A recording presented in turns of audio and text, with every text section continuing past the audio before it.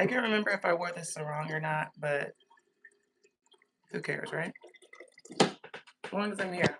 Who cares? As long as I'm here, who cares?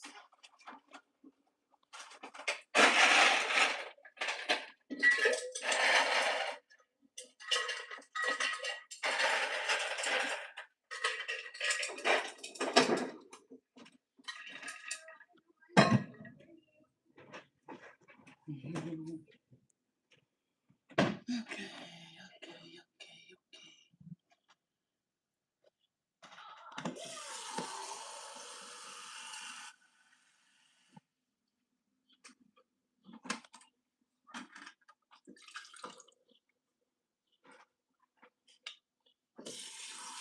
Okay, hold on. I'm coming. I get myself situated as per usual.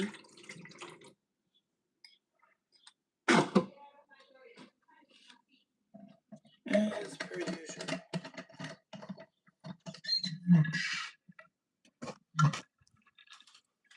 Okay.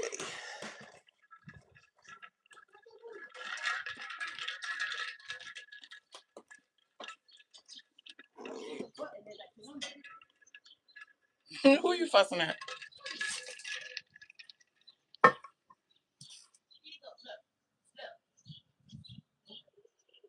Uh, he has a name?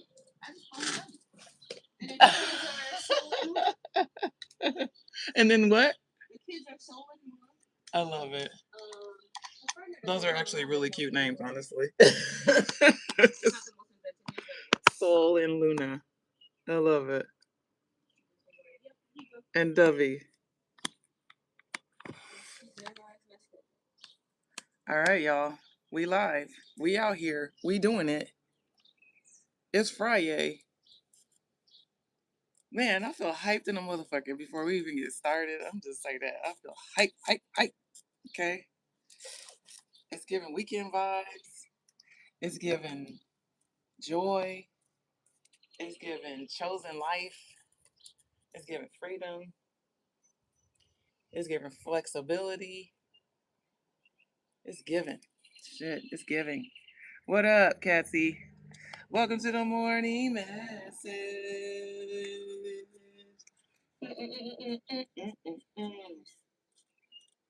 What's up, y'all? I just sang my favorite song. I welcome y'all to the morning messages, where I share a live intuitive channel message Monday through Friday at 7 a.m. Pacific, 10 Eastern. If you just stumbled upon this live, this one's for you. Okay, I share a live collective message right off the top of my intuition. Okay, I don't know what I'm gonna say until I say it, but I welcome you to come on the adventure for me, especially if you're looking for some insight, clarity, and some know-how. Okay, which many of us are, just trying to figure some shit out right now. So I welcome you to the morning messages. My name is Allah-mi Basheer. I'm an intuitive life coach. I specialize in self-mastery. Teach people how to reconnect with themselves so they can make more confident decisions that quite literally don't burn them out. So you want to learn a little bit more about me, what I do, and how I be doing it, go to begreateveryday.com. Okay. I told you I'm hype. Okay. And I'm not even kidding you. I'm hype.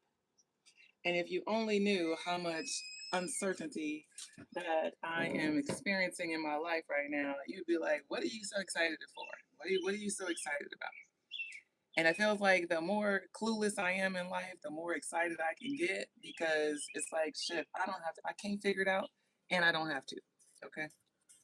I can't figure it out, and I don't have to.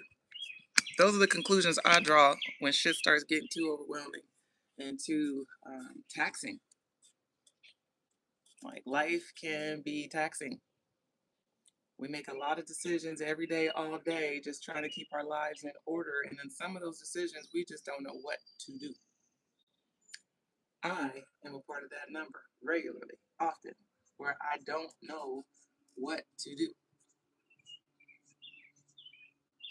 And many of you can relate to that. We don't always have all the answers.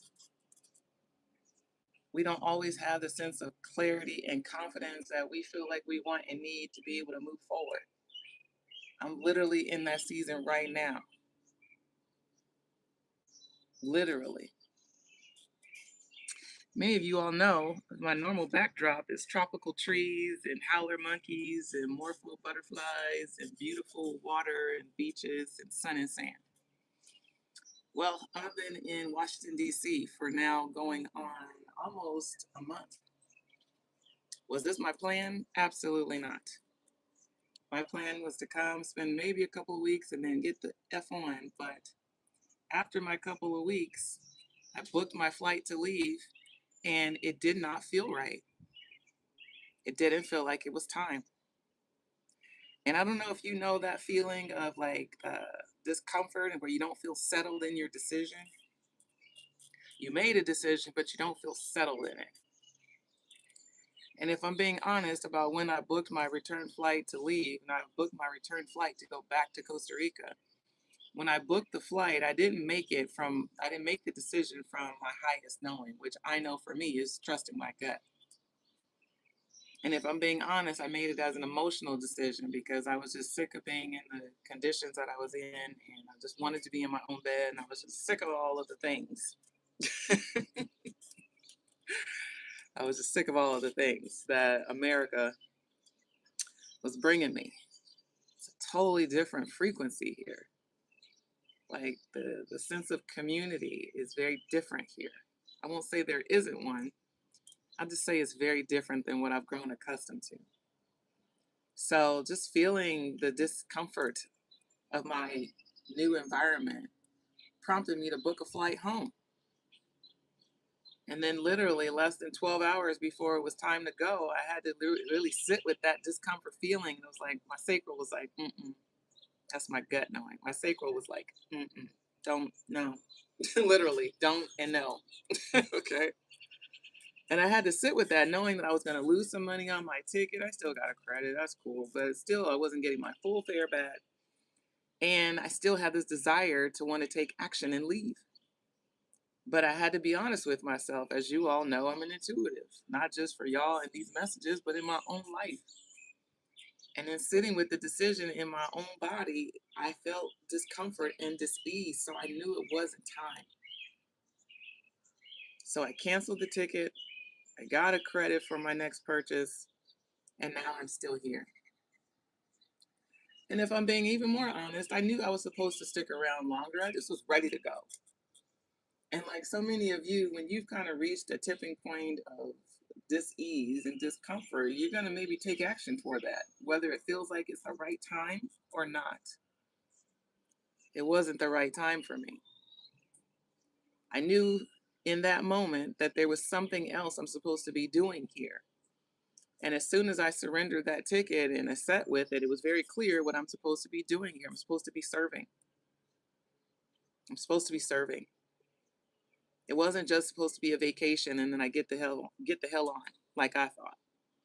Get back to my sun and sand and my bike and, all of my ecotherapy that I get in my new surrounding. It wasn't time to go back there.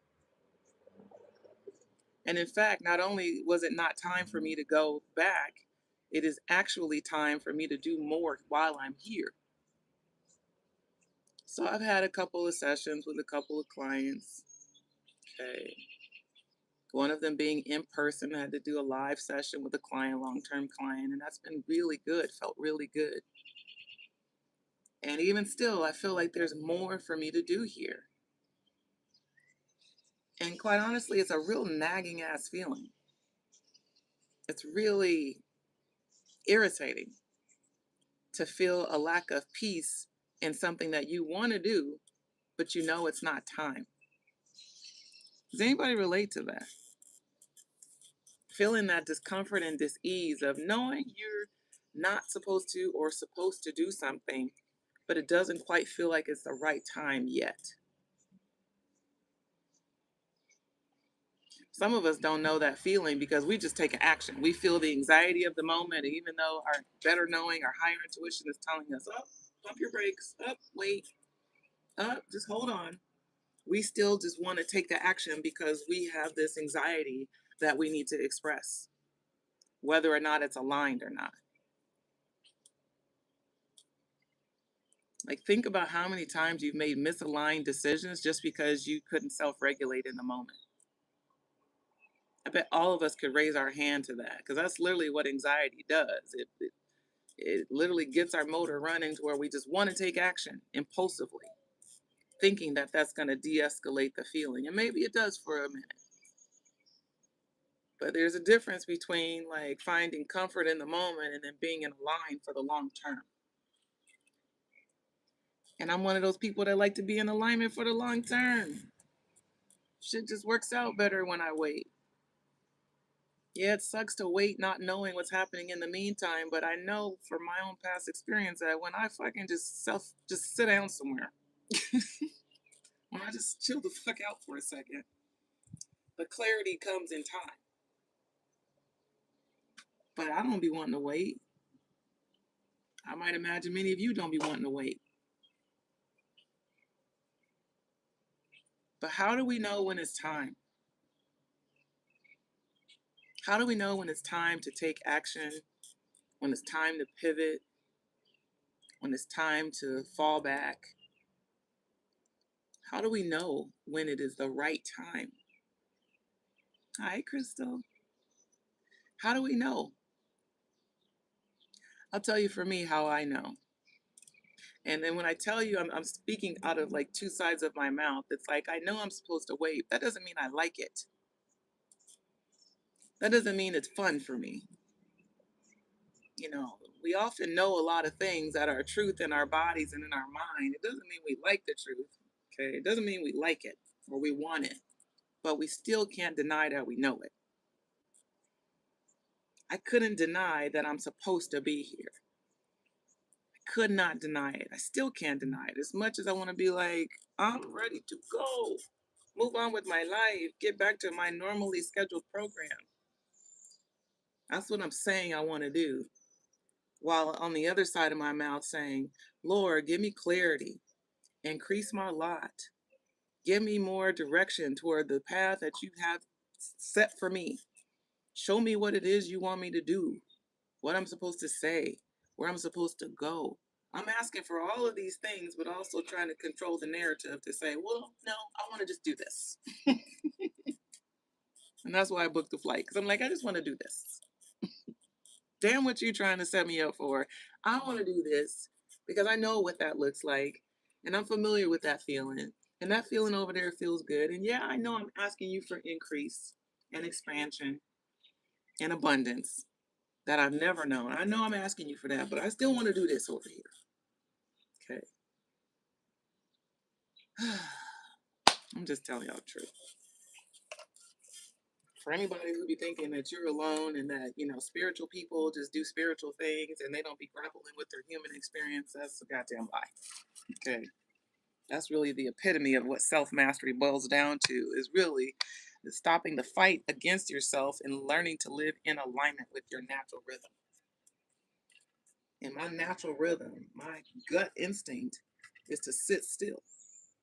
In as much as my mind and even my heart wants to be elsewhere doing other things, I gotta sit still. I gotta self-regulate. So I've been real deep in my meditation and just being quiet and really listening. Like, how many times have you ever, even we do this in real time, I do this shit all the time in real time. I'll ask somebody a question and no sooner than I ask it, I haven't even listened for the answer. I've moved on. Where are you from again? And they tell me, and my brain is somewhere else already. And then it's like, oh damn, what okay, I know you just told me, but what is it's that same kind of frequency. We be asking God for clarity and then we don't listen. Me too. I often find myself in that trap too. Lord, I'm in my prayer. Lord, I trust you. Lord, I'm here. I'm listening. I'm gonna do what you say. And then no sooner than I say that, I'm on the internet, create plans that I was not even led and inspired to do or create. Anybody else resonate with this? Or is it just me? Maybe it's just me. So there's a question of like, how do you know when it's time? Like, how will I know when it's time? How will I know with certainty what my next move is and when it's time to make it? I'll speak for myself. And this may work for you, but you may also have a different approach based on how you're made, your human design. My gut tells me everything I need to know. Yep, that gut wisdom. Everybody's not made this way. Some of you get your knowing a different way. But for me, my gut wisdom is my highest truth. It's my highest authority, quite honestly. I know anytime I go against my gut, I'm going to pay the price of it. That's why I didn't get on that plane. I knew I'd be on that plane. No, I'd be in the airport. Like, you're not supposed to be leaving. It's not done yet. Like my whole self-talk would be like, Then I'd be scared to get on the plane in case the plane's going to crash or some shit because I know. And I'm just waiting for something misaligned to happen because I know. Okay, I know. And that's a really doom and gloom perspective, but I'm just keeping it real. Like, you're not supposed to get on that plane. I don't know why I'm not supposed to get on that plane, but I certainly can't trust that I'm going to get on the plane that my instinct is telling me not to get on for whatever reason. So how do you know when it's time? How do you know when it's time to take action? How do you know when it's time to pivot?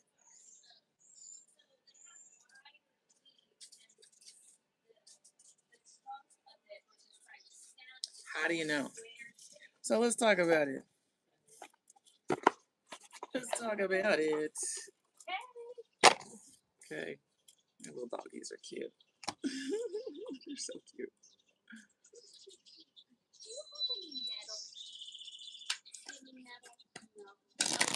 All right. So let's get in these cards and see what messages come up. Again, anybody who wants to learn more about me, what I be doing, I am an intuitive life coach. I do help people reconnect with their own intuition. I'm channeling these messages using mine, but I want to teach you how to use yours. So if you want to learn, go to begreateveryday.com. Book a clarity call, book a human design call, or if you're interested to learn how to change your life using some of these strategies, book a discovery call for coaching. Okay, the cards popping out immediately. Okay. How do you know when it's time?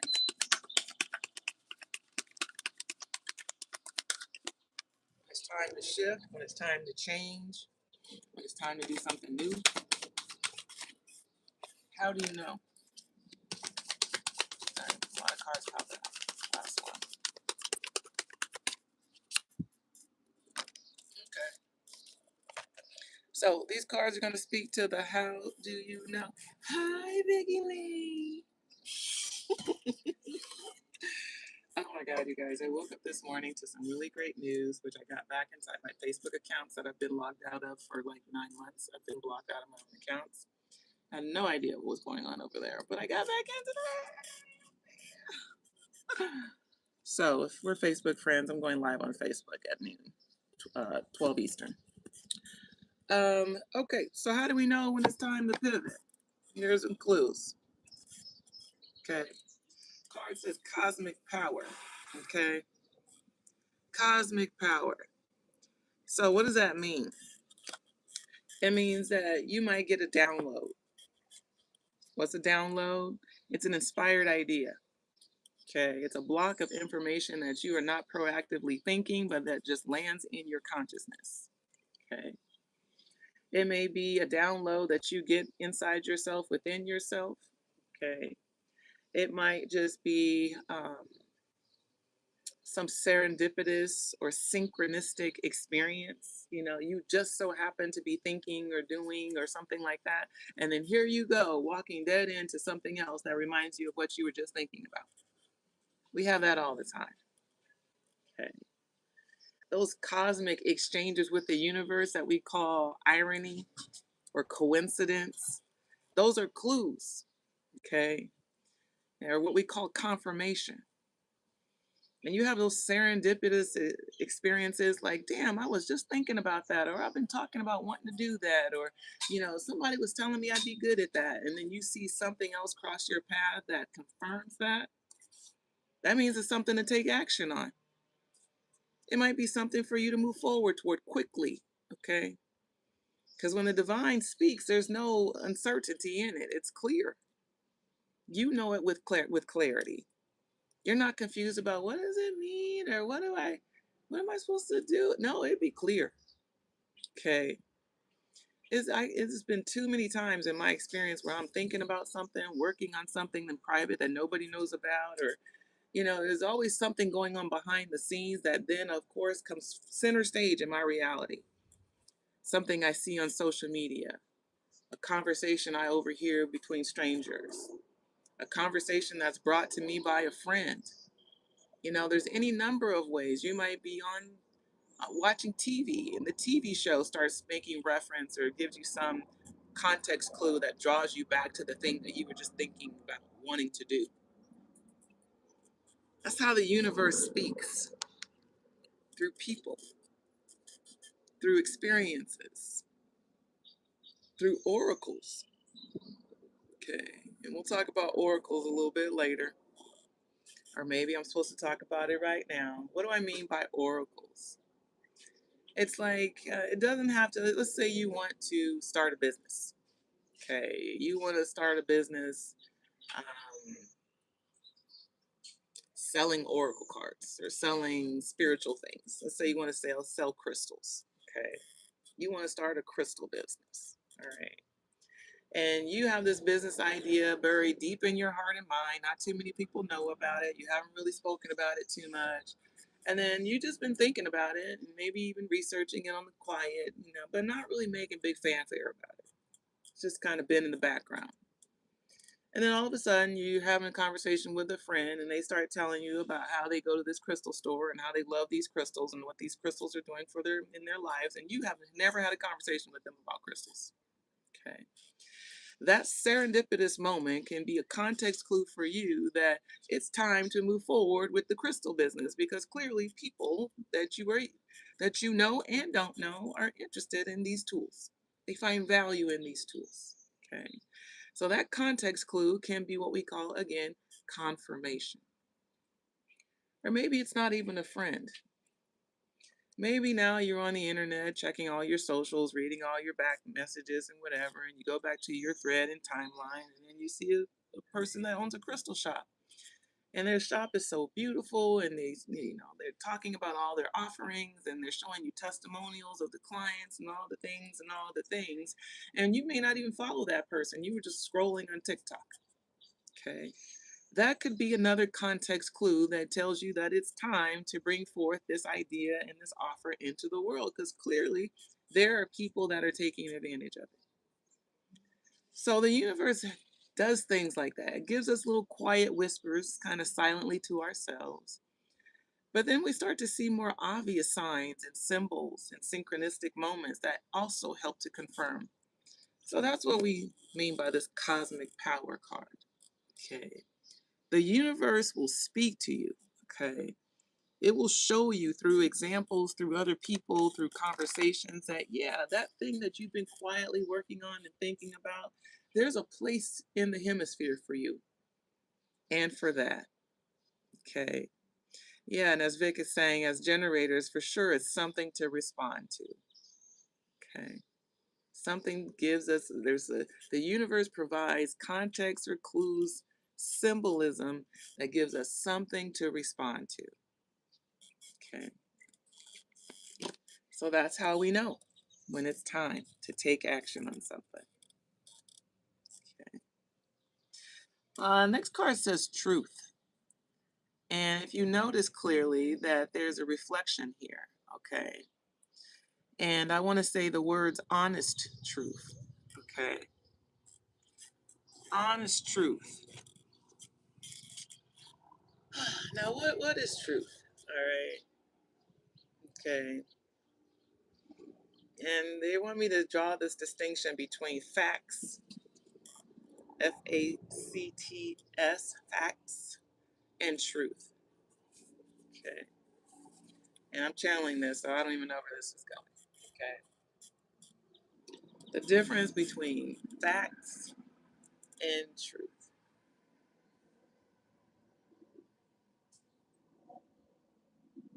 Y'all got any clues? You tell me. What's the difference between a fact and the truth? I know we use these words synonymously, but what's the difference? Okay. So when we think about facts, facts are usually qualified by some kind of physical material evidence. Okay. Christine says perception. Mhm.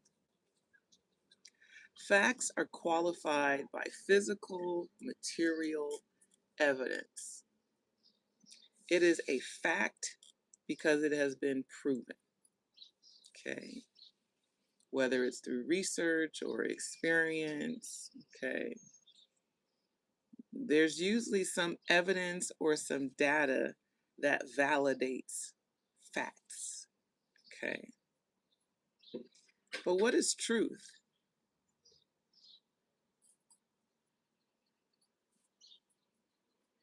Facts are perceived to be true, right? To be truth. But are all truths facts? Follow me if you can. It's okay if you get lost. Vic says a fact can be an aspect of truth, but not the whole truth. That's true. So if facts have data, physical material evidence, okay, it's visible to the eye. Okay. What is truth? Yeah. Truth is knowing. Yeah. Exactly right, Vicky Lee. Truth can be a knowing without knowing how we know it. Okay. Truths aren't necessarily visible to the naked eye.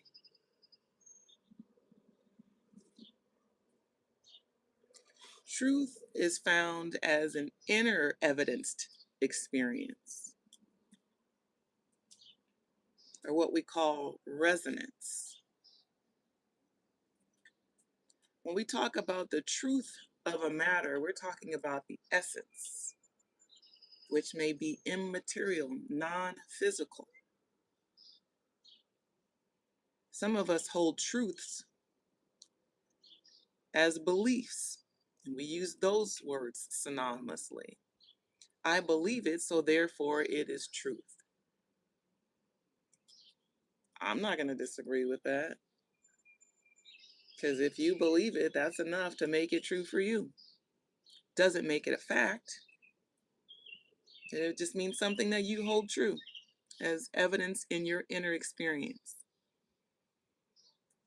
But the big difference between facts and truth is one is physical, material, and the other one is invisible. All facts may be considered truths, but all truths are not considered facts. Because what's true for me may not be true for you. What I hold sacred and real inside of me is the reality that when I follow my intuition, I never fail. That is both a truth and a fact. But if someone says, I follow my intuition, but the fact of the matter is, I have failed. Okay. Ugh. Follow me if you can, because this is how some of you believe. You hold it as a fact that you cannot trust your intuition. That's facts, because the last time I did it, I failed. Okay. Follow me if you can. But is that true that you failed? Is that true? Is it true that all failures, is it a fact of the matter that all failures, excuse me, all of our intuition is subject to failure? Is that true? You follow your intuition and you failed. Is that true? And as Christine said, it's a matter of perception, a perspective. Depends on how you define failure that determines, is that true? And is that a fact? Okay. So there's a lot of wordplay here. Follow it along if you can. But there is a difference. Okay. And when we start talking about truth,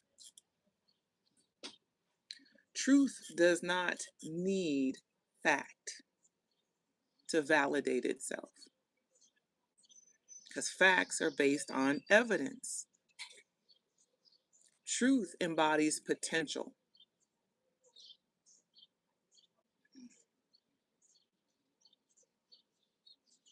So is it true for me that every time I follow my intuition, I succeed? Yes. And it is a fact. And the reason why it is a fact for me is, one, I hold it to be true. And so therefore, failure is never an option. If my intuition takes me down a road that maybe I didn't desire, it is not a fact that I failed. The truth of the matter is it gave me another opportunity to learn, to grow, to refine, to become more of myself. Okay. Vic says truth doesn't have to be qualified or backed by facts. Exactly. Christine says my truth can be influenced or even altered by my experience and my emotions. That is true as well. Okay. So when we're talking about how do you know when it's time, it may not be backed by facts that it's time. Everything in your reality may be pointing in the opposite direction of the thing you might feel compelled to do or say or be or move forward toward. Okay. The facts may not align with your intuitive truth of knowing that it's time to move, or it's time to stop, or it's time to not get on that flight. The facts would tell me that I was supposed to get on the flight because the fact of the matter was that I paid for it and it was scheduled. But my inner truth that's non-physical, that's invisible to the naked eye, was that I did not feel peace and resolve in the decision. Those are the facts. I did not feel peace and resolve. And the truth of the matter is that in order for me to make aligned decisions, I am going to feel peace and resolve. I'm going to feel the sense of knowing that that is the right thing to do, even if I don't have the facts to back it. Okay. Inner truth, you guys. Inner knowing is how you know when it's time.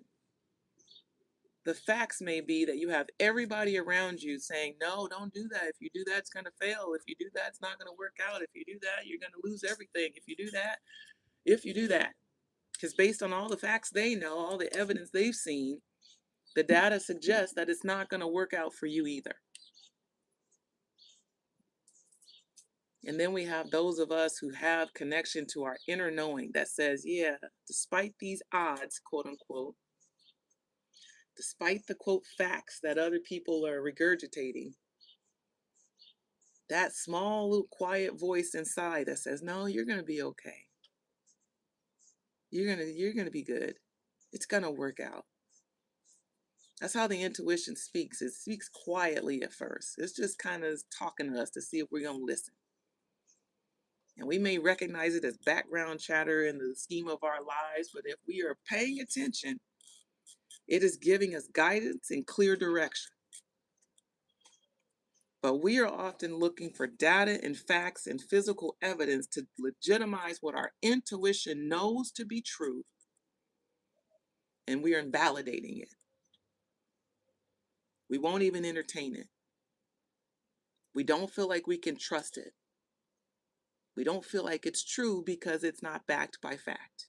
Okay. So how do you know when it's time to move forward or when it's time to stop or pivot or adapt? It's like if you're keeping it real with yourself, if you are honest, truth, if you are honest with yourself, you know already. You don't need data and evidence. You don't need your physical material world to validate it for you because inside you is the knowing.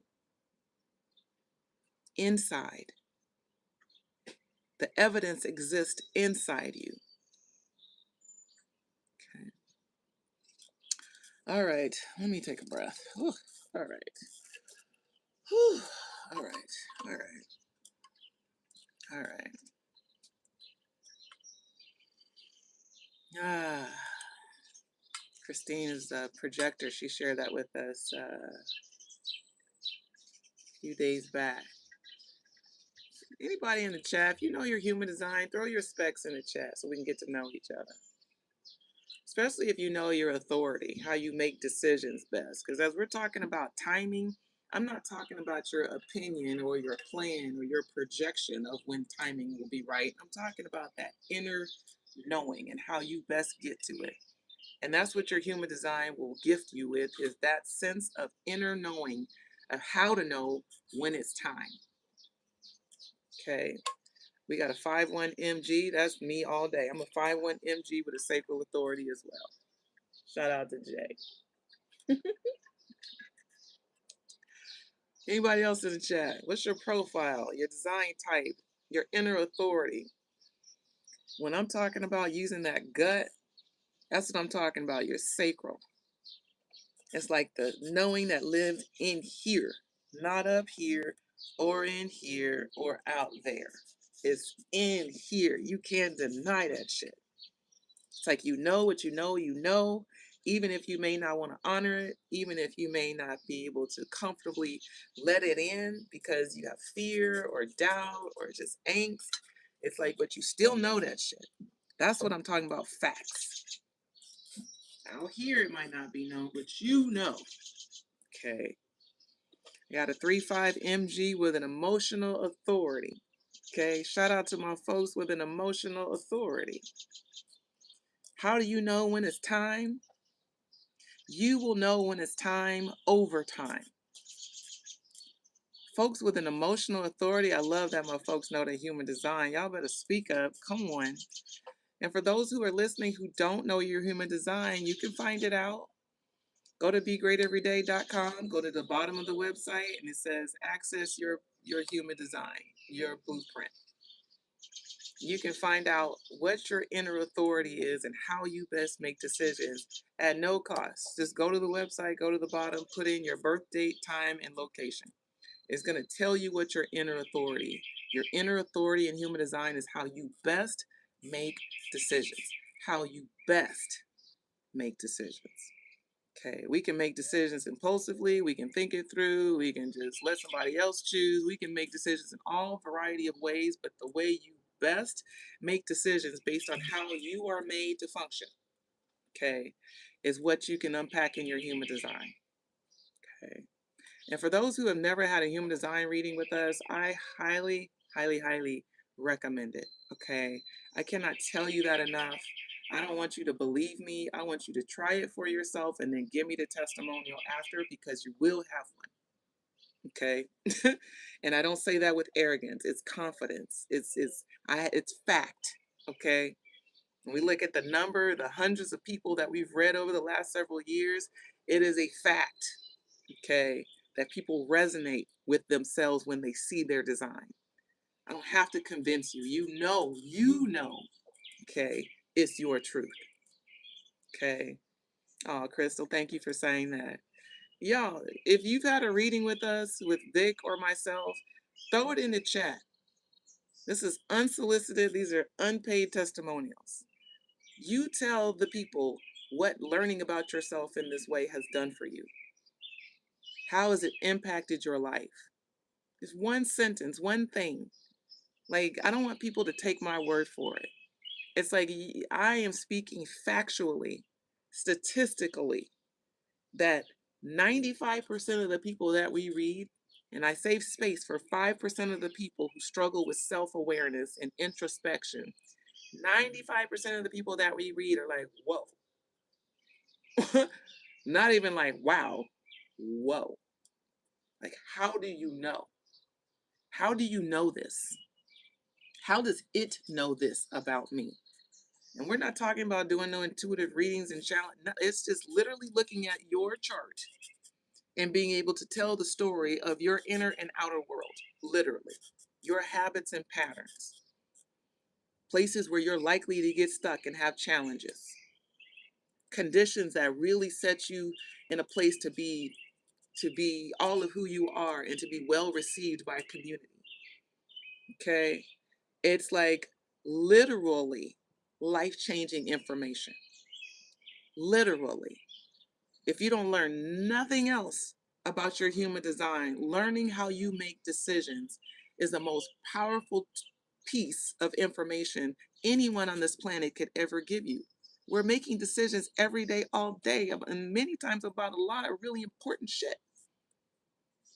Some of us are making decisions unconsciously. We're not even paying attention to the important decisions. We're just doing the things. We're just caught up in the moment, going with the flow.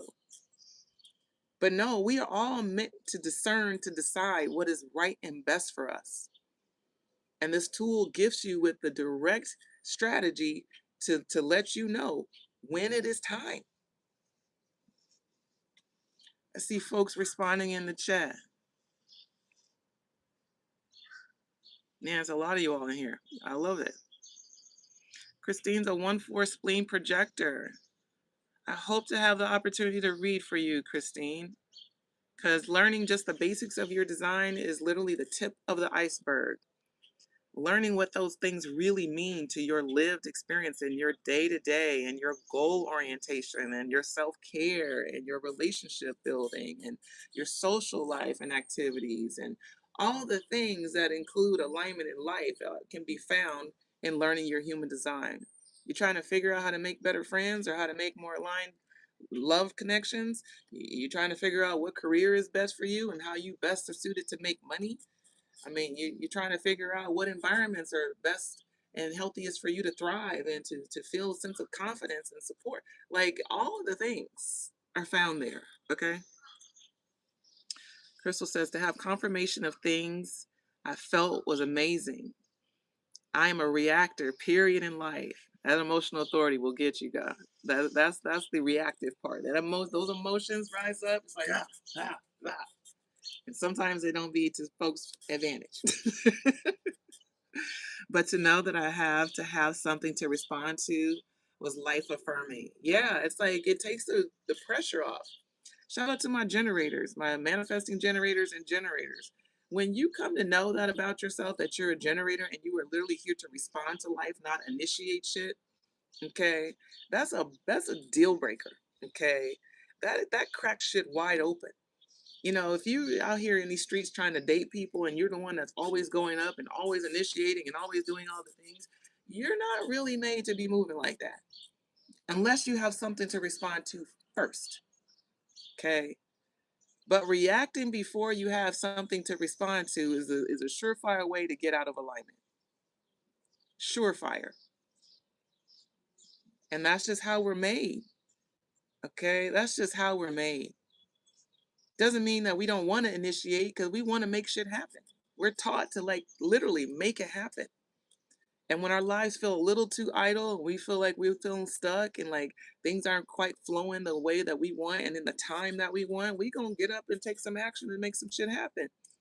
But really, we're supposed to be in a passive mode. You gotta wait for divine timing. Most of us don't want to wait because we don't trust it. We don't trust it. We don't trust that if I just wait here, that opportunities that I've been working on behind the scenes are gonna flow. Right, they are. And don't believe me? Just watch. Try it for yourself. Oh, Christine says, I'm booking mine today. I would love for you to. I heard you invite yesterday loud and clear. Yes, Miss Projector, I am inviting you loud and clear. I cannot wait to get to you, Christine. I cannot wait. I really mean that. I cannot wait. Okay. And nothing, I mean, there's very few things that bring me more joy than introducing themselves to themselves. I mean, this is quite literally why I went into counseling and coaching, is because I love watching people self-actualize and get breakthroughs and get that aha, huh. It's like fucking clarity and understanding. Light bulbs just start flashing me immediately. I live for it. So I am so here for it, girl, when you're ready.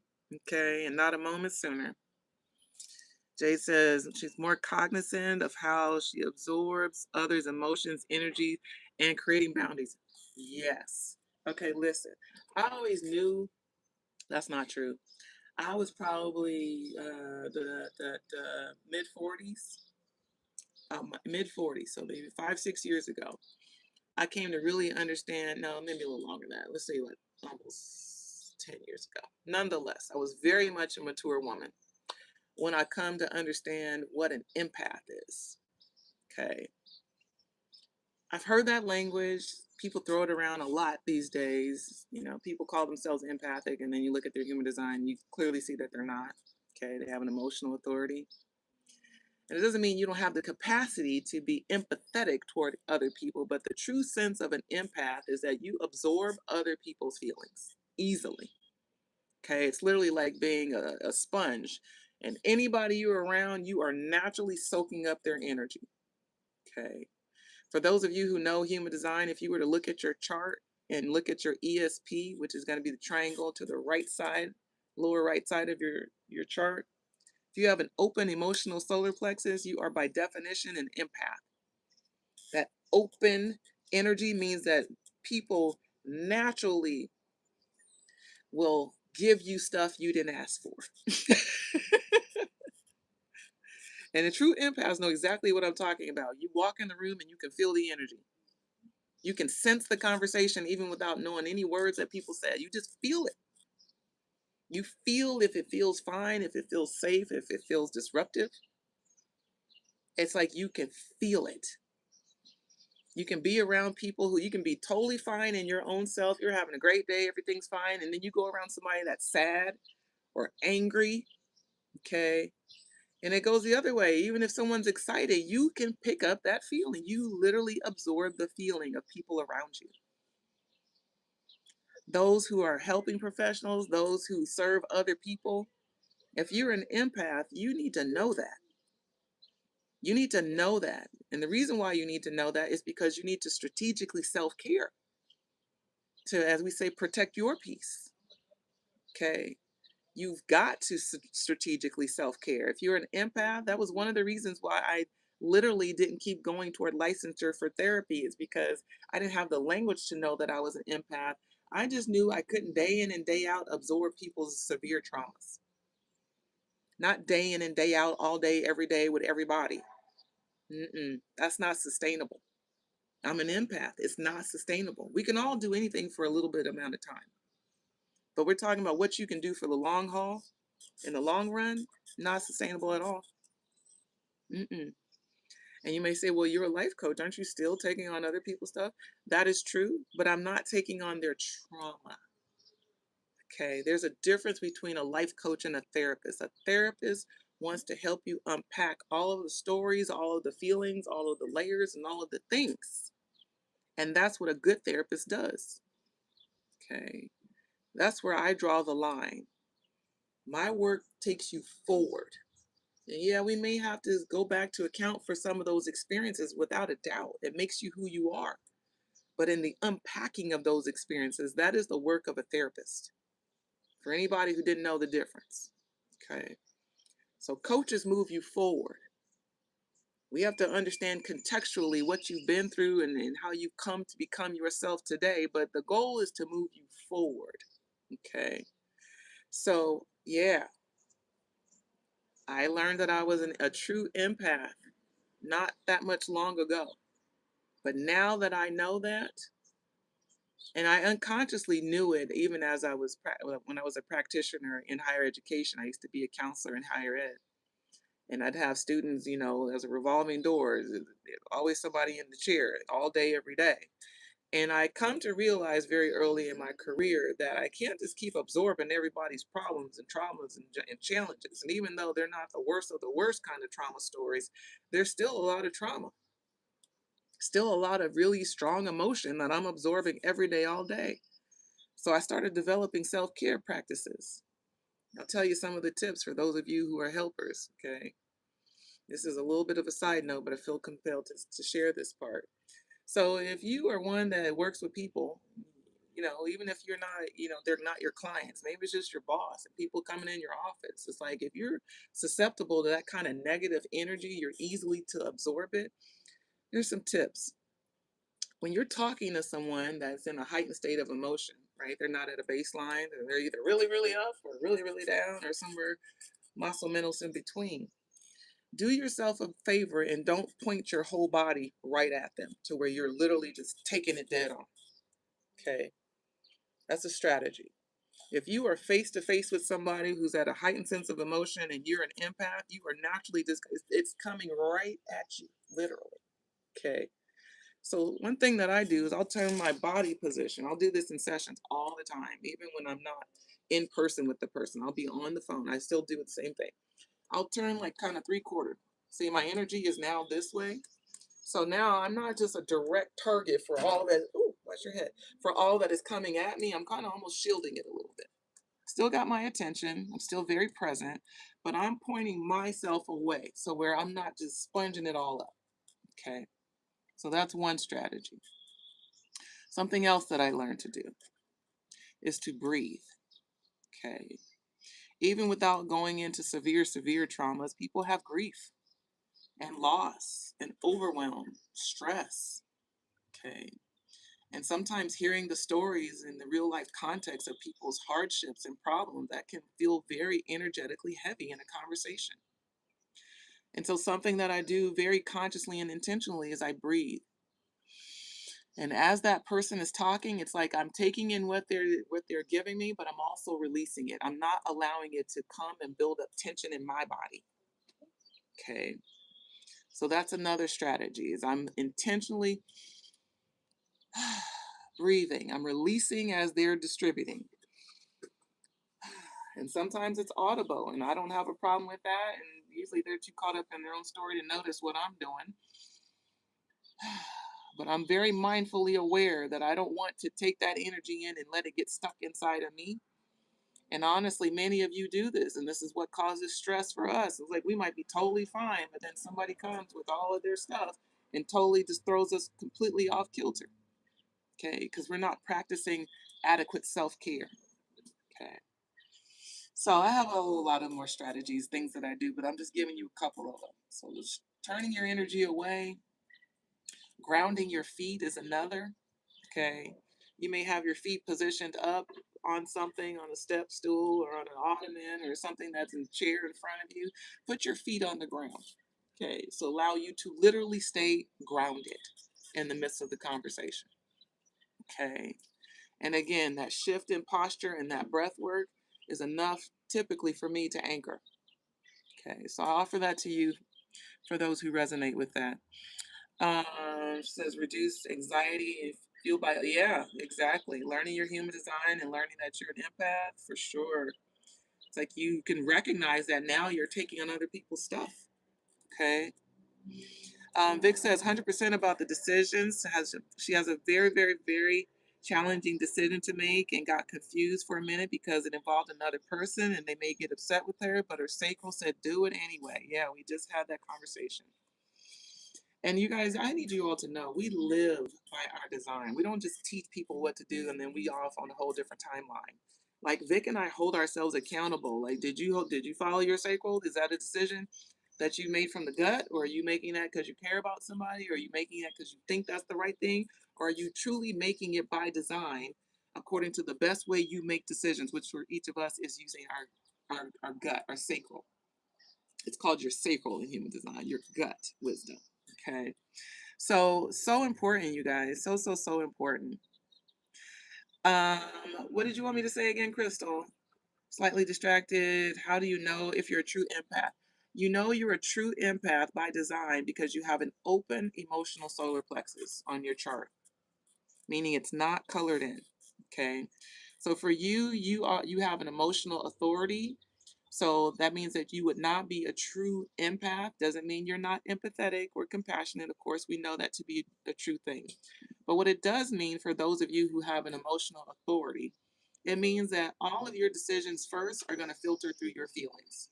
You're going to have an emotional reaction to the decision before you can get underneath it to find your baseline of truth. Okay. And Crystal, as you said, you're a generator type, I believe an MG. I can't remember if you're a G or MG, but I know you have access to your sacral also. But when you make decisions, you first got to account for your feelings because that's going to be your first natural response is an emotional one. How you feel about the decision as opposed to what is right and best for you intuitively. Okay. And that's not just true for her, it's true for anybody with an emotional authority. Okay.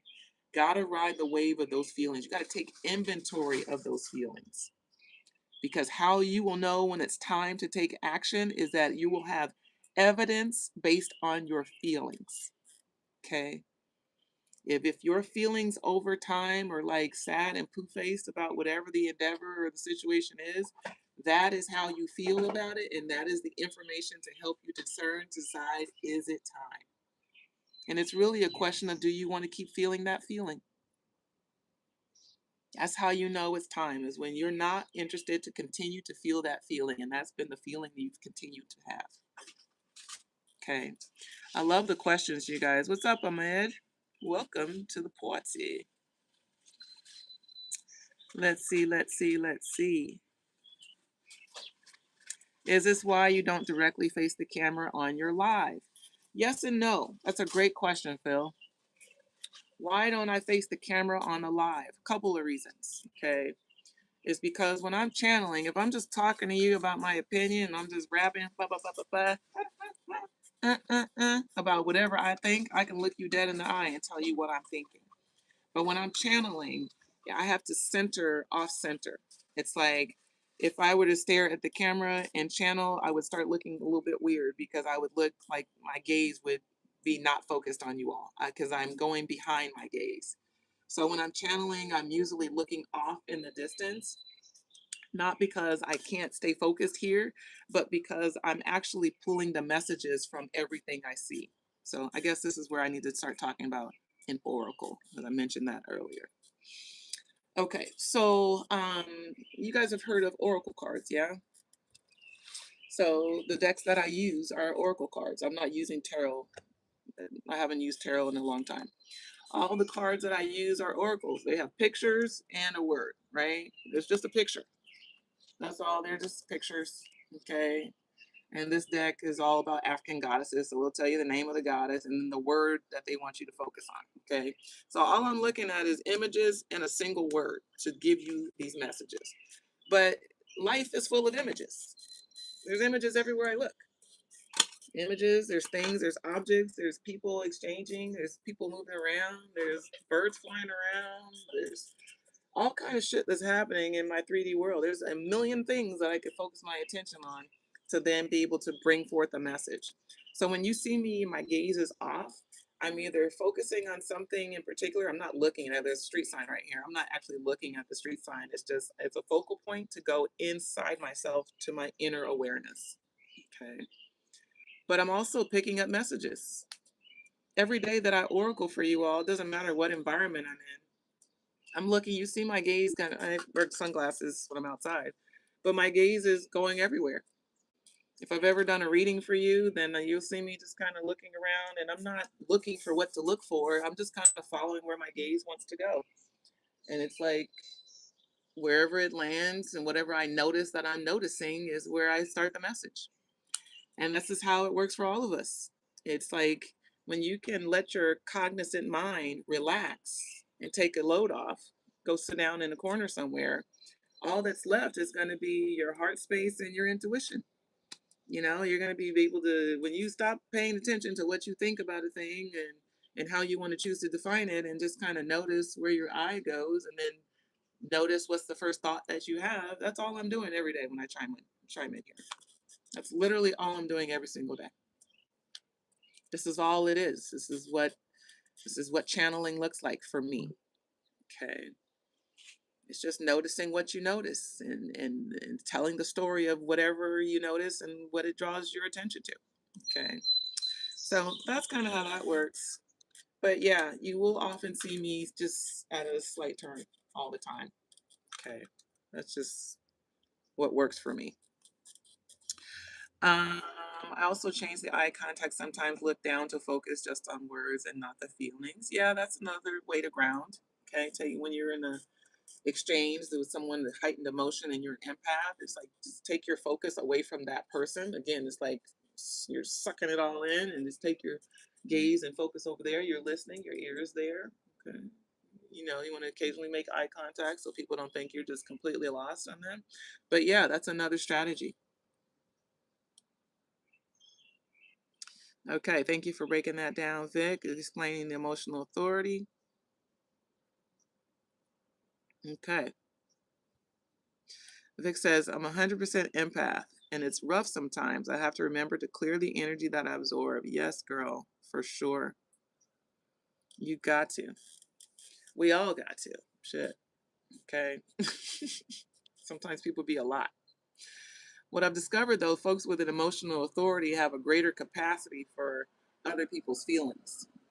You're not so rocked by other people's feeling response because you're consumed by yours. Yours is taking shape and taking place. So it makes it difficult to get to the other person. You have to be intentional to hold space, literally hold space for other people's feelings. Okay.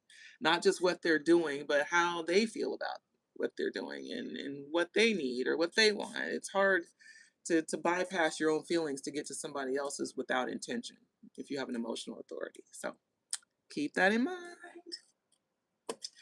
Um, okay. Feel like I had a whole tangent, but I think I'm back. It's important information as we're talking about how to know when it's time. I saw somebody mention they have a splenic authority. Okay. How do you know when it's time to take action, to fall back, to stop, to pivot? It's like you're going to get knowing in the moment, and it can be fleeting. It's not an in the moment that you can keep replicating and keep going back to that first moment, because folks with a splenic authority, you get it that first moment. And if you choose to ignore it, you might override it with your thoughts and feelings and environmental pressures, and then have a hard time trying to get back to your high truth. So for those with a splenic authority, the best way for you to come to your high truth is to really pay attention to the first response that you get. Okay, what's the first notion that comes to mind when you're trying to decide something, whether or not something is for you? It's like, what's the first instinct? Literally, it's instinctive. What's your first instinct? Okay. Those who have a sacral authority, you have direct access to that intuition ongoingly by asking yourself a yes no question. Should I do this? It's like your body literally responds, or Okay. Do I want to go hike up that mountain? Even before you can get the question out, your body starts nope. So it's and Okay. Oh man. All right. So let me keep going because I had a whole lot of cards pop out of this deck. Okay, I got two more. So we're talking about how do we know when it's time to pivot, to take action, to go a new direction. Okay. How do we know when something is right for us? How do we know when it's time? Card says self-sabotage, and I swear this damn thing just keeps coming up. I'm shuffle, shuffle, shuffle, but this self-sabotage wants to make itself known. Okay. It wants to make itself known. Okay. So here's the thing. I might be biased, but I feel like we all got a little self-sabotage in us. Okay. It's to varying degrees and extremes, yes. Okay. But we all have like this propensity. And usually it's fueled by fear. Okay. And in the truest sense of self-sabotage, it's like we don't recognize that we're holding ourselves back or we're not taking action in the direction that we feel like we intuitively should. We're not even aware. We're just not aware of ourselves. Okay. Excuse me. But usually, by the time we do catch ourselves in the act of self-sabotage, it's after the fact, right? It's after the fact. And anytime we can start recognizing that we have this pattern of working against ourselves and working against our greater good or our greater aim or objective, we know it's time to do something different. That's how you know it's time. Anytime you catch yourself in self-defeating habits, you know it's time to do something different. Something needs to shift. Because you're saying you want one thing and you're doing another. Okay. So oftentimes our self-sabotaging patterns is evidence of the need for some degree of transformation. Something's got to shift, change, elevate, expand, be redirected, refined. Something's got to give. So self-sabotage, even though it's something we notice after the fact, is an indicator that it's time to do something different, right? Because we don't want to stay in that cycle. How does that serve us? How does that serve us? I'm sorry, I missed Ahmed's comment. The most severe empath can't say no and actually absorbs others' problem in a crazy internal way. Ashe, that is a fact. Okay. And that is a fact. Okay. And I know Vic is, yeah. Ahmed, no is hard. I agree. Yeah. The desire to please is always there. That's why tapping into our truth, quote, authority, to be able to say no when necessary, or yes too, because sometimes it is a yes. Sometimes we want to say no, but our sacral says say yes. I'm like, fuck. I mean, that's literally the story of my life. That is so my life. There's so many things. Even when I'm channeling messages, like I'm like, oh, I don't want to say that. Y'all see me. I be going through it. Okay. Like, I don't want to say that. I don't want to do that. I don't want to. The sacral's like, no, say that shit. All right. So blah, blah, blah, blah. Okay. Quite honestly, those be some of my most dynamic messages is when I'm pulling back from the power that's trying to push forth out of me, even in my one-on-one readings. And those of you who've been in my reading rooms or you just kind of witness as I'm openly reading somebody in a public platform, which I'm probably going to do today at some point. But um, sometimes I have to fucking read people for filth, okay? For filth. And I'm a person and I got feelings. I got somebody on deck right now. One of y'all's favorite spiritualists has a huge platform on social media. And Spirit had me knock on this person's door like, yeah, I'm supposed to read for you. And I feel it. I'm supposed to read her for filth. And everything in me. And I said it to her. I was like, I don't even want to do this. I don't know you. You don't know me. We ain't even on terms like that. But we got to talk because Spirit got some shit to say. And it's going to come. Are you open to it? And she's like, yeah, I'm open. I'm like, okay. But that don't mean like in my little ego mind, I'm like, oh, shit. Oh, shit. I be feeling it. I know sometimes it don't look like it because I just be running off at the mouth just sharing the things. Telling people their mama ain't shit and their daddy never was either. You know, it's like, clutch my own pearls that don't exist. It's not always fun. I'm an empath, remember that? I care about how people feel. I feel their devastation. I did a reading about 2 weeks ago and I had to read this person for filth and I was like, girl, I get it. I'm so sorry. I know this don't feel good. This is hard to take in. This is hard for me to share. Doesn't mean it wasn't the time though. It was the exact right time. It was divine time. I said things that needed to be said before anything went any further. And whether or not they honored it, hey, that's y'all's business. I'm just here to be the messenger, literally. I literally am just here to be the messenger, but it doesn't mean I'm not emotionally impacted by the messages. Hey, like this video, y'all. We having a good time.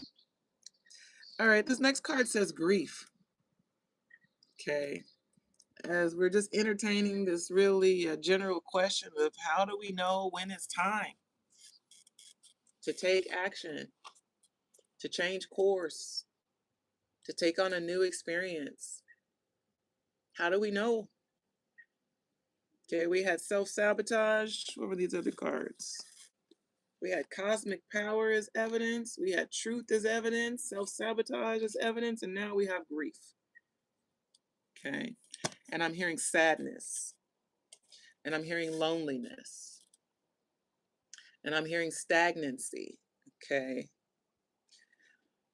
Whew. Okay, grief. So they want me to define this word.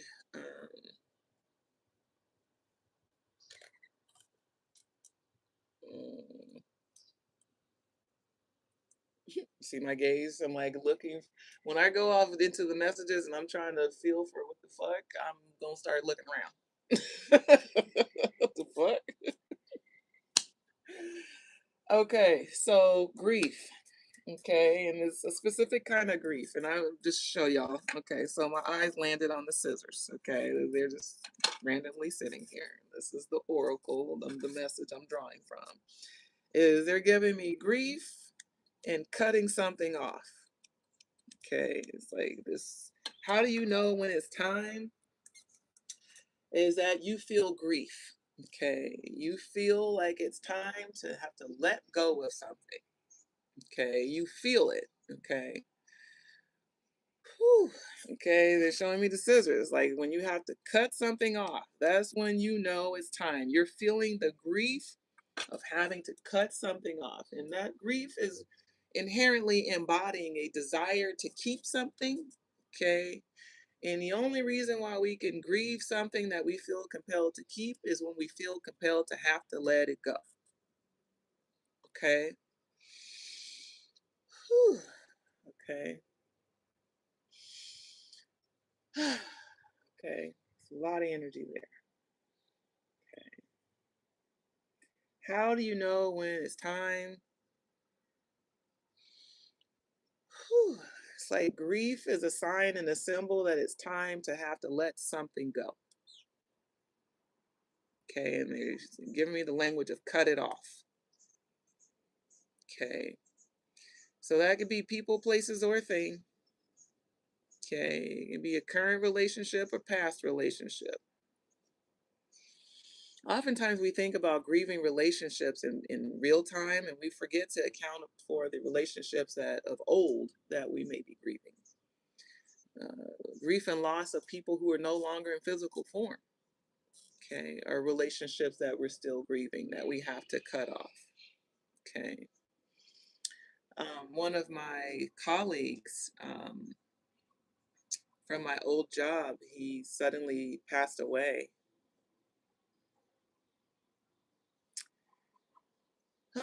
He suddenly passed away in a car accident about 2.5 years ago. And he was a newlywed. I think they'd only been married a year, maybe two at most. Very much a young couple. Beautiful couple. And he transitioned.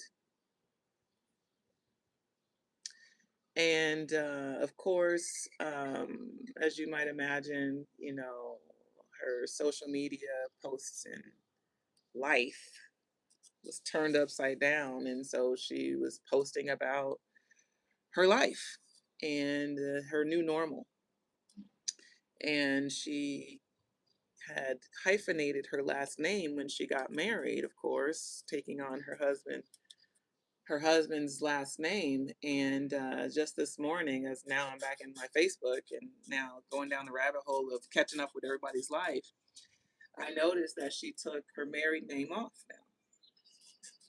It's been almost definitely 2.5 years. I think he passed away in December, so it'd be 3 years at the end of this year. But I noticed that she took the married name off, and I'm happy for her. And of course, I know it doesn't mean that she loves him any less and that she thinks about him any less often. I know that's not the truth. Okay. I know that's not the truth. And in fact, I scrolled down just a little bit, and of course, you had a birthday post for him not too long ago. But I say all this to say that, grief can be a sign that it's time to cut something off. It's time to pivot. It's time to change. And she could have kept her last name tethered to her new normal. Okay, and the word tethered is appropriate. Okay, she could have done that, but I do commend her for being able to let it go. To let it go. Doesn't mean she lets him go out of her heart. It just means that she refused to stay stuck in a reality that's no longer her current. It's no longer her real life. And this is not saying that everybody needs to do that and needs to be in 2.5 years and not a moment said. It's not telling anybody what to do. Okay. At all.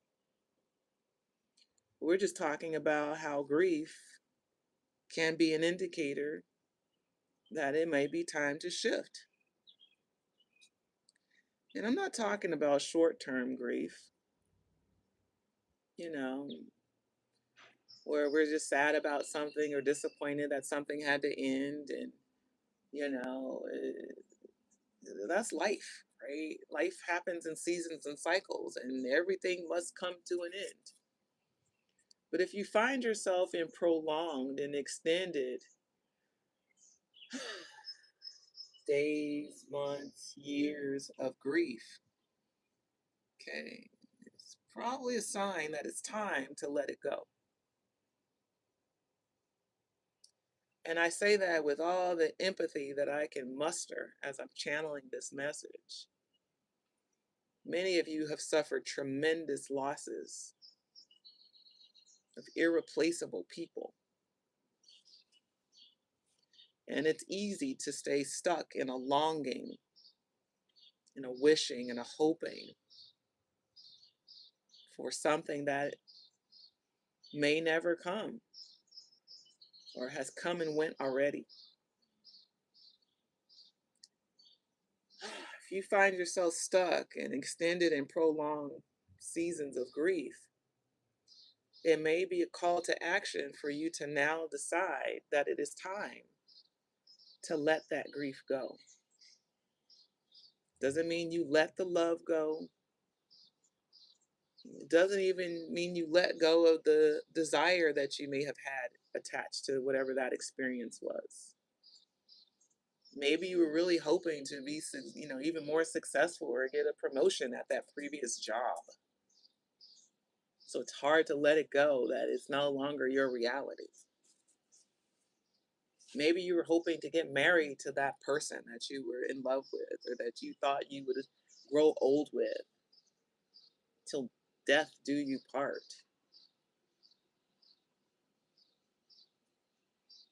For many of us, that was the reality. My previous partner told me he wanted to love me for the rest of his life, and he did. All the way up until he transitioned. For the rest of his life, he did. And I'm hearing beyond and beyond. So, I'm not here to tell anybody how to navigate grief. I'm just here to point out that the message is saying that it's an indicator that it may be time to move forward and move on.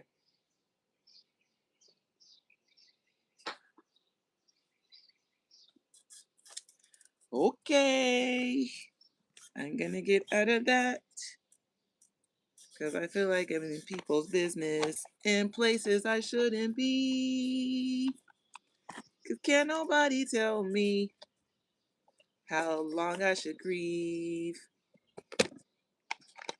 That's a fact. Can't nobody tell you how long you should grieve about something. But again, that's a fact. But the truth is, Crystal, you know I'm good for a little jingle. Okay? Good for a little jingle. Wrote a song about it. Want to hear it? Here you go.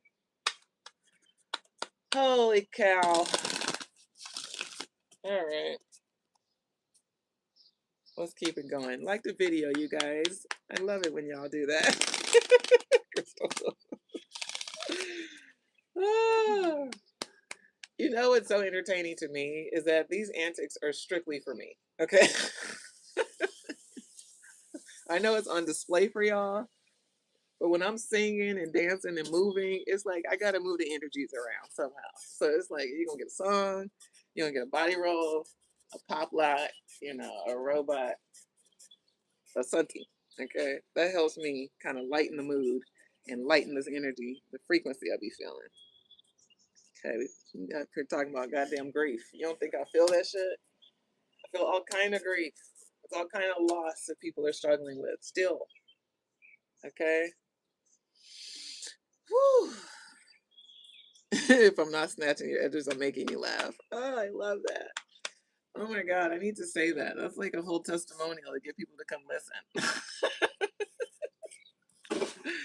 I'm either gonna snatch your edges or make you laugh. One or the other or both can happen on the same day. Okay. No, I just try to have fun, honestly. It is hard to deliver some of these messages. It's also my honor and pleasure to be the one to voice them, particularly if it brings you new clarity and a sense of knowing and peace. I'm grateful. All right, I think one or two more cards out of this, and then I'm gonna tap out. And I'm gonna go live on Facebook. So if you don't follow me on Facebook, that might be another place you want to show up. I'm gonna start just popping up in different places. Okay, just popping up. I just have to show up. That's what my spirit guides tell me. I just have to show up. Don't worry about who's there, how many people are there. If it's one, that's the one. Okay. If it's two, they the two. And if it's 20, that's great. Okay. But it's just for me to show up. So, what is my Facebook? It's at Allah-mi Basheer. That's what it is. With no hyphen. ALLAHMIBASHEER. Okay. That's my Cash App too. It's also my PayPal email address at Gmail. Okay. For anybody who wants to buy me a cup of coffee. Matter of fact, my birthday's coming, y'all. I'm gonna keep saying that. My birthday coming. You know my birthday coming. You know my birthday coming. Yeah, exactly. My birthday coming. I bet you're gonna be 51 fucking years old, y'all. Sorry, lots of profanity. 51 fucking years old. Okay. That's a lot of years. I'm starting to respect my own wisdom. Like, bitch, you know some shit. You've been doing the things. No, I'm grateful. Truly, truly, truly, truly grateful, man.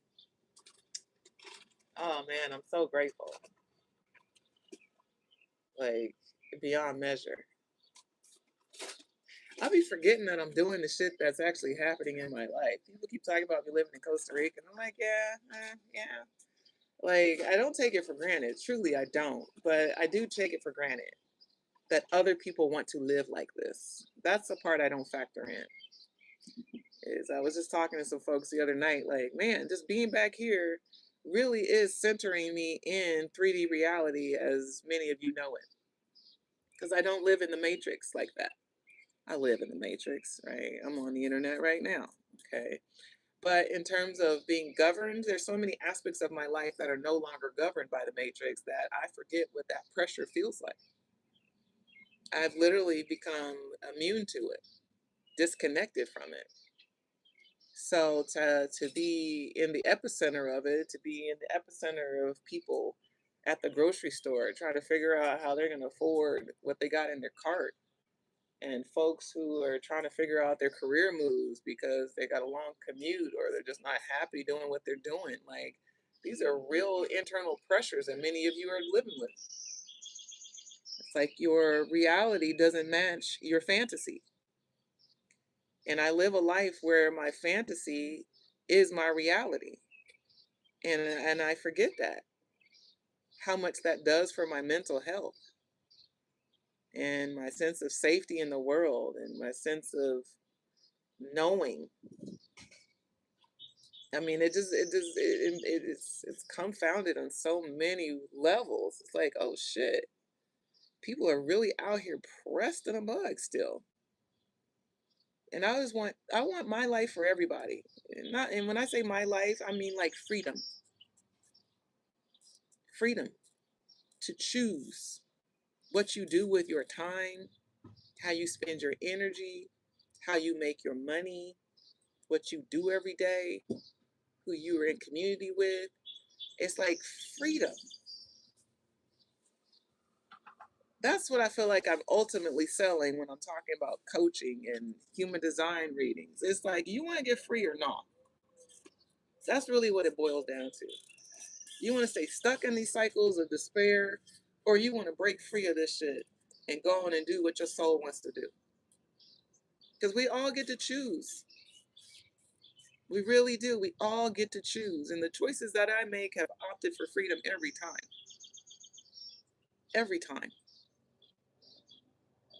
Some of you couldn't imagine the level of choice that I've made to opt out of things like money in exchange for peace of mind. As they say, all money ain't good money. I don't want to work 40 hours a week. Y'all could keep that contract. That's not the life for me. The life for me is not spending my time doing things obligatory for income. That is not freedom. That is bondage.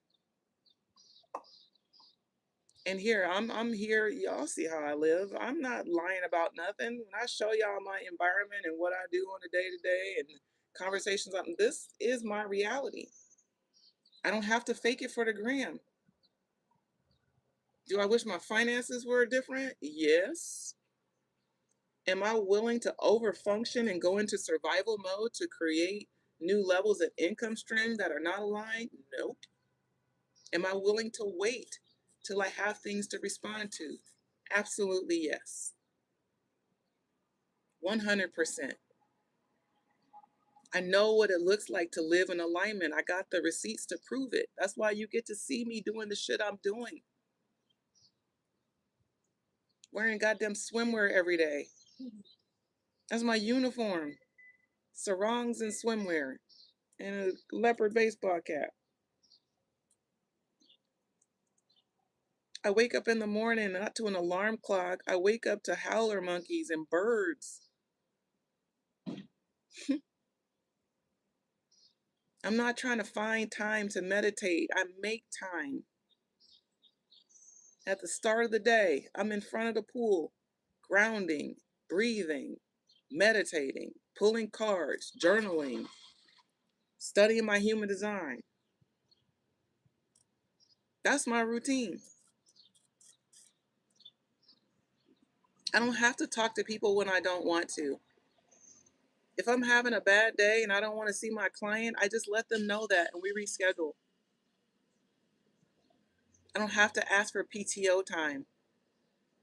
My whole life is PTO. My whole fucking life is paid time off.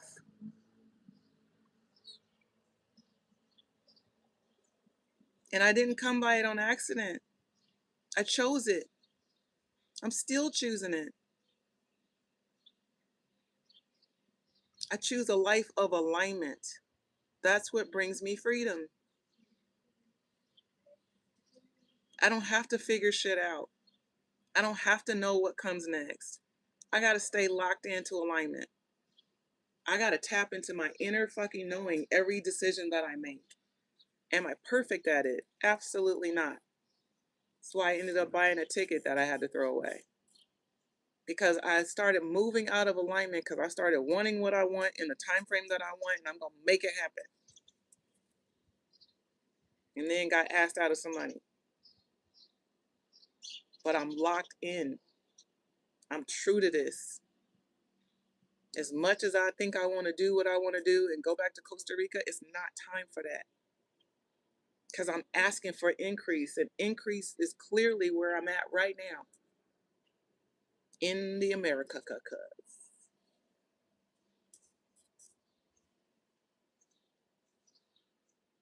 You can't see my hard eye rolls under these glasses. But look, Spirit says soon, soon come. Bottom of the deck says soon. I know it, Lord. I'm being patient.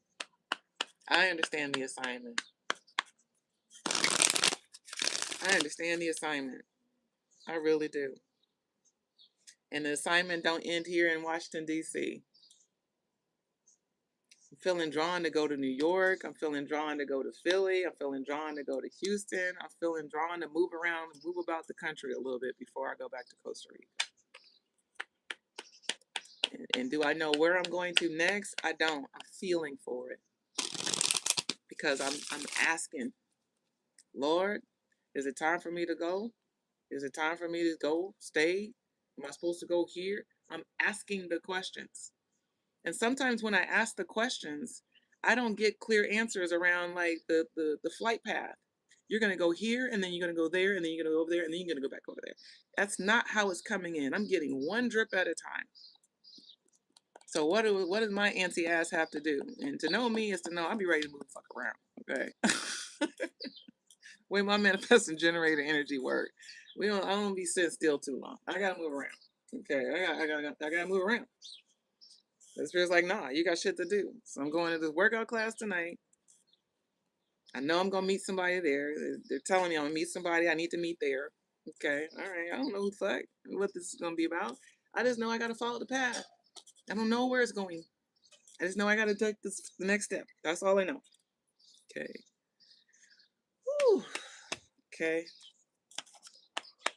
So I say all this not to just be telling my business, but to let you know how your business may be flowing.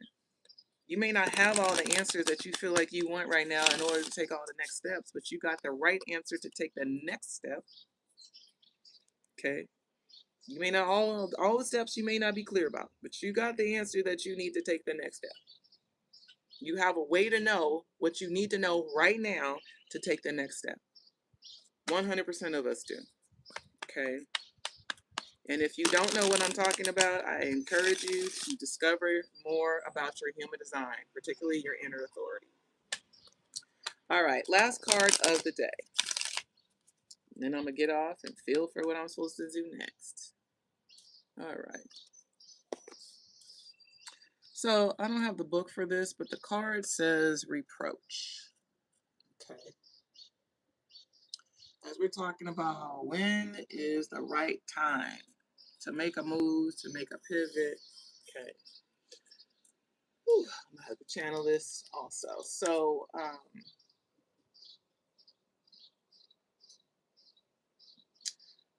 according to this deck, which is called the Voices of the Souls, this is the Voices of the Souls deck. I get this card a lot, and I still haven't fully mastered the author's definition of it. But what I can speak to is that this card of reproach speaks to self-judgment and self-criticism. Okay. Self-judgment and self-criticism.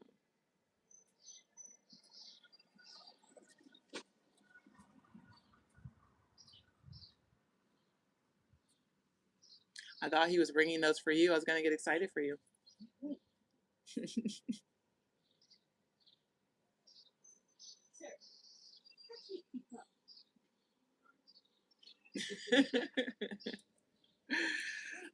Sorry, I'm being nosy. Sorry. Okay. Self-criticism. This is what we're talking about. How do you know when it's time to pivot, change, da da da da? Is that you feel the internal judgment of it. You know what you know, what you know, and you're going against yourself, okay? You know what you know that you know. You have internal truth that you are going against. That's an indicator that it's time to pivot. It's time to do something different. You already feel it. You know. It's like I keep saying, you know. You already know. Ain't no question. Here's the thing. Very often we be sitting inside our own little experience, like, I don't know what to do. I don't know. And fuck. Grab my language back. You do know. You may not want to know what you know. You may not want to do what you know, but you know. It's just a lie to say I don't know. You do know. You 100% do know. I don't care who it is and how much confusion that they say they're in. They do know. They may need more time, okay, to let those feelings settle. They may need more time, or they may need more trust in what they already know. But to try to convince yourself, I really don't know what to do, is a bold lie that you tell yourself. It is a lie. You do know. And for many of you know very clearly. And there's a thing called denial and a thing called fear and a thing called doubt that blocks that knowing from surfacing to the top. But you do know. You know what you want. You know how you want to feel. You know things that you wish to have and experience. You do know very clearly. So if you're questioning the timing of something in your life, the first thing you can stop saying is, I don't know. I don't know what to do. You do know. You may need to tap into your human design to better understand how you best know. Okay. Because you may know how you think and you may know how you feel, but you may not be paying attention to what you're sensing to know. That's greater than that. Okay. But you do know, you guys. You know when it's time. And if you're someone that knows that it's time to do something different and you know you're struggling, you know you just won't give yourself permission, you know you just won't embrace the truth as you know it because you're afraid of what the consequence will be, or what the afraid of dealing with the uncertainty that happens next. Those are different challenges. And this is what Vic and I do. This is what we help people with. Help you better understand how to unstick the stuck, how to move forward in the direction that you know is most aligned and most sustainable for you, to help you move forward in knowing what you say you want in life and what you know you need to do. So again, I welcome y'all to tap into begreateveryday.com. begreateveryday.com. begreateveryday.com. begreateveryday.com. Sorry. All right, I'm going. All right, this was fun. It's the weekend. We'll be back on Monday through Friday, 7 a.m. Pacific, 10 Eastern, live intuitive channel message with Allah-mi Basheer. Again, go to begreateveryday.com if it resonates for you to do so.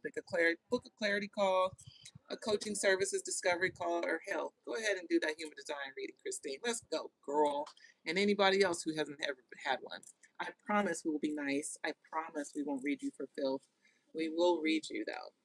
And it will be, oh, Lord, it's just like opening up a new present every single time. Like, boop, ah, and there's like a jack in a box. Like, wow, surprise! Who knew I could learn all this about myself through this one little picture?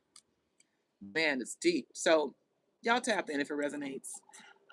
Let's see. Last but not least, I will be going live on multiple platforms. So make sure you follow me on Facebook. Make sure you follow me on Instagram. If you don't know how to get to any of those, just go to begreateveryday.com and I'm there. Okay. I love y'all so much. Y'all have a great weekend. No matter what. Peace.